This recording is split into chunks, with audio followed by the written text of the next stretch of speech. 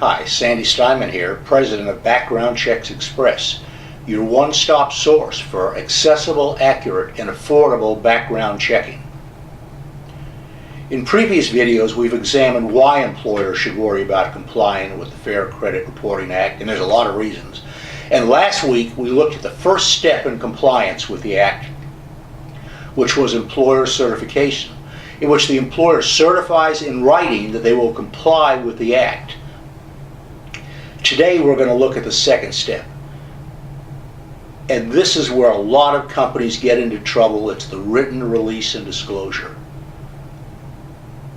Listen up, employers.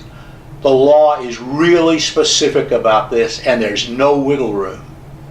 Before obtaining a consumer report from a consumer reporting agency, the employer must obtain the applicant's written consent and must also provide the applicant with a clear and conspicuous, with clear and conspicuous being really important, written disclosure that a background report may be requested. The disclosure cannot be buried in the application. It has to be in a separate standalone document. This is critical.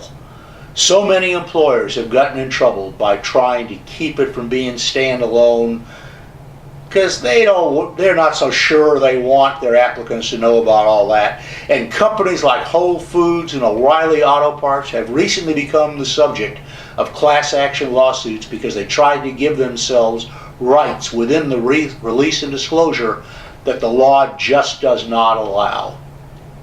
Under the FCRA, you can have the disclosure and the consent in the same document, but the Federal Trade Commission, which enforces the FCRA, cautions that the form may not contain excessive information that may distract a consumer. Additionally, you must provide the applicant with a summary of their rights under the Act. So as an employer, let me ask you a question. Do you really want to deal with these requirements on your own?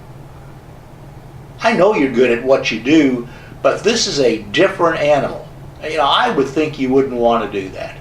And as a practical matter, your background checking firm should handle all these requirements. And as part of their services, you know what? They should not let you use the wrong language or excessive language in the form that can put you at risk. And one more thing. Do not put into that form any language,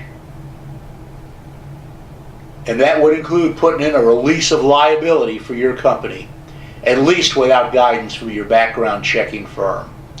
This is one part of the FCRA that has resulted in more class action lawsuits than any other part.